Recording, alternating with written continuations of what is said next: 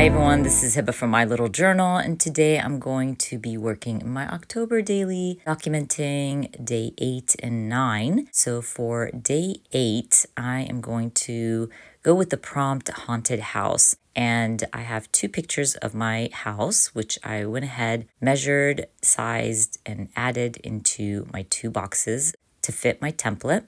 And I'm going to be using some of my Studio Calico Halloween kit. This is the 2023 kit from them, and I love the house, but it's a 6x8, and obviously it will not fit in my traveler's notebook. So what I decided to do is trim it in half. I'm going to shrink it down to 3x8. I used my clear sticker paper to create a little fold for my 6x8 paper, and that way I'm able to use that 6x8 paper from my kit. Now I do want this to close properly in my notebook, so I'm using some of my vellum stickers, and this is a great little product that you can use while creating interactive elements, and it keeps your fold out shut perfectly in your notebook. I love it. Anyways, once I create my fold out, I'm gonna go ahead and stick the fold out to just a plain piece of paper. I do this because of the holes. I don't want to punch the holes through my pretty paper,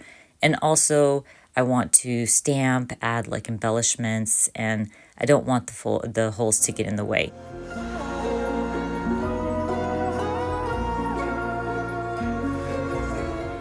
I want to use this side of my fold out to hold my title and maybe add a little bit of cuteness to it. So I remembered that I had in one of my old Hey Pumpkin paper packs a pattern paper that had houses. They were pretty big houses, so I thought I would trim them out and use them as embellishments for the side of my spread. And I love doing that. This is a great way for you to use up your stash.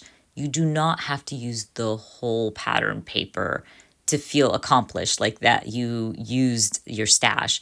You can definitely trim out elements from the pattern paper to fit into your layout, and you definitely have accomplished something and used your stash. But anyways, I end up trimming out 4 houses, and I'm gonna use that center to hold my title. I start stamping my title. I love this alpha, by the way. It is from Elle Studio. I do not know if it's available. It's pretty old. I'm gonna use it, and if I do find it, I will link it in the description box for you. But I'm just gonna stamp haunted house. And while I was stamping, I thought to myself, let me just go ahead and stick down my houses because I like where I have them. They fit really nicely. So I'm just going to go ahead and stick them down. I start by sticking them down double-sided tape. But when I stick down the second one, I think to myself, maybe I should give it some dimension and use my foam tape. And that way, it'll give that dimension and they'll look like they're kind of layered. So I go for it and I really like how it looks. So I'll end up doing the same to the opposite side. But as I have my alphas out, I'm just gonna keep going and stamp out my title, and then I'll stick down my houses. And I also will add more dimension by adding some puffy bats surrounding the houses. I'll stamp some bats as well, just trying to make this as haunted as possible. And by the way, I think at some point I go back to that pattern paper, I trim out a tree and fill in the space between my title and one of the houses. I just felt like there was a lot of space in between them, and I had to fill it out, and one of those trees was perfect for that.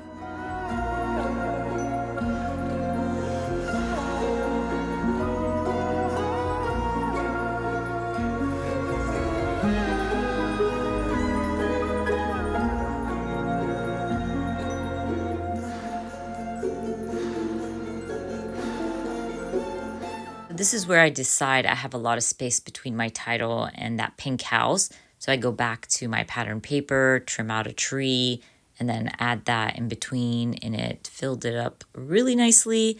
I'm so happy that I decided to do that. Again, using my paper and making things work for myself. I do have to say, I'm pretty proud of myself this year. I think because I created my own notebook, I was able to use a lot of my stash.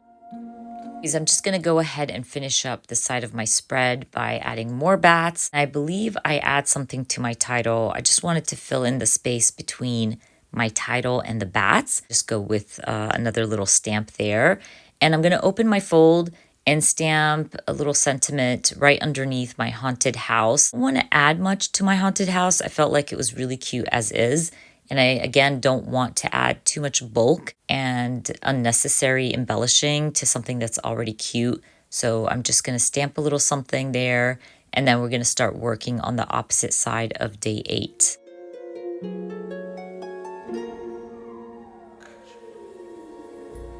I already have my photos. I'm just going to go ahead and stick those down in my little boxes. And for my third box, I'm going to use that to hold my number and journaling. So I'm going to go ahead and grab my Studio Calico number stamp and stamp number 8. But this time around, I decided I'm not going to stamp it in black. I'm going to go with orange. I wanted to bring in some color to this side of the spread, especially that my photos are pretty dark. So once I stamp out number 8, I'm going to grab my journaling and add that as well. Again, I always shrink down my journaling a tiny bit so I can have space to add an embellishment. And that's basically what I'm going to do. Once I stick down the journaling, I'm going to go through my embellishments.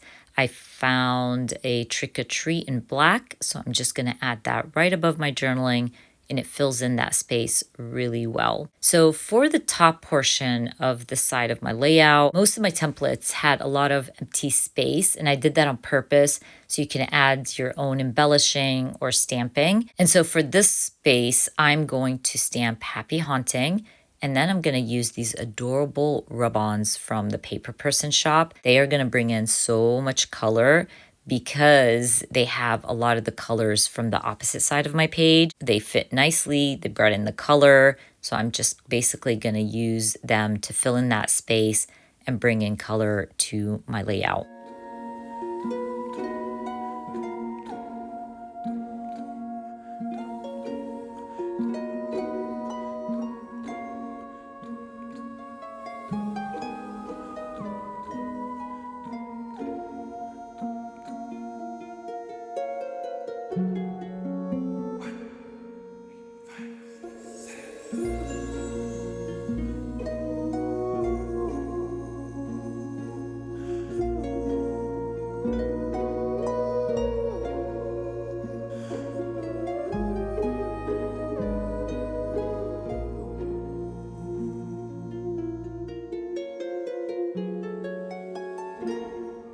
As you can see, I'm done with day 8. I really like how this layout turned out.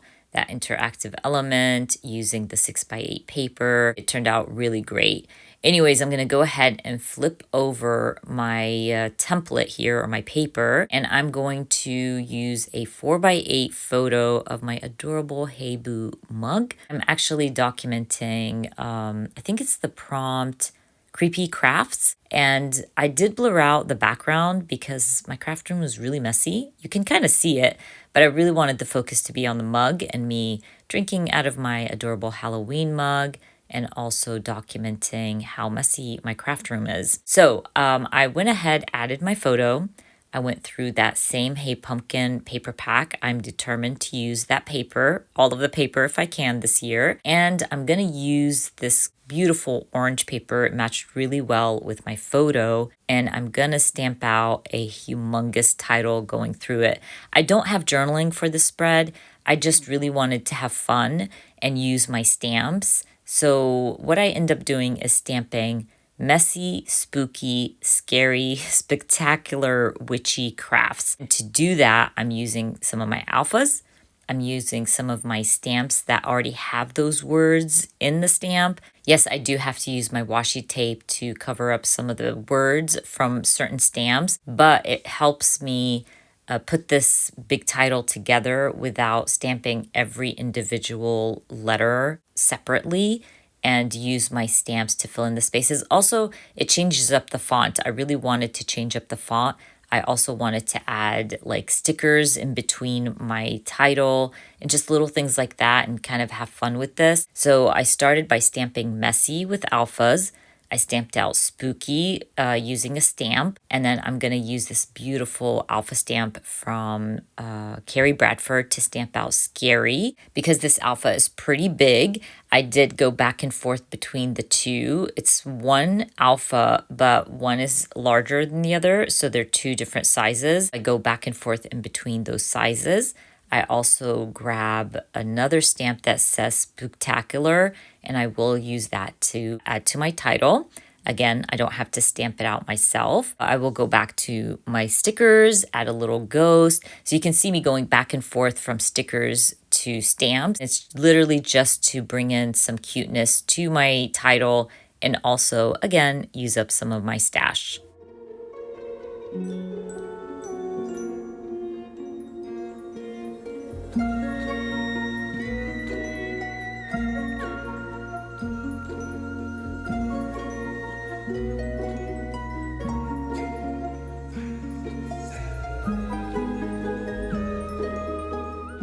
Stamping a large title like this, I always recommend to do it step by step. So basically, as you can see, I stamped messy. I stopped. I looked for a stamp that would fit where I can stamp spooky, and then added my stickers.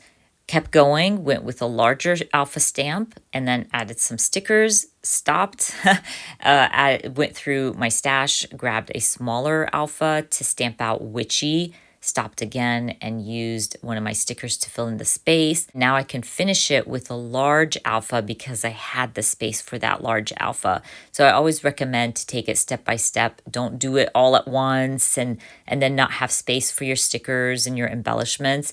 Definitely do it step by step. Every time you stamp a portion of your title, go ahead and add your sticker and then kind of finish off your title with bigger or larger alphas. Anyways, I am done with my title. It looks so good. I love it. I will stick down my photo. For my photo, I want to add a little bit of cuteness to it. It kind of looks pretty bland at this point. So I went with this cute spider from one of my Everyday Explorers Halloween stamps. I love this spider. I think it's the perfect size. I'm so happy to be adding it into my Halloween stash this year. So I stamp it right above my mug and add a little like spider web. In that stamp set, there's a stamp that says trick or treat, smell my feet. It's kind of wavy, but the wave doesn't go with my mug and hand. So I just stamped one portion to fit my hand and mug. And then the other side of my stamp, I stamped it to fit nicely, and it worked out really well. Again, always make things work for you, not the other way around. I'm gonna stamp number 9 directly on my photo, and then I'm gonna call my layouts done. I've been having so much fun creating and working in my October daily. I hope you've been enjoying my videos as well. As always, I will be adding all the links for everything I use down in the description box for you. I hope you enjoyed watching this video. And if you did, please give me a thumbs up. And if you are new to my channel, please consider subscribing. And I hope to see you guys very soon. Bye.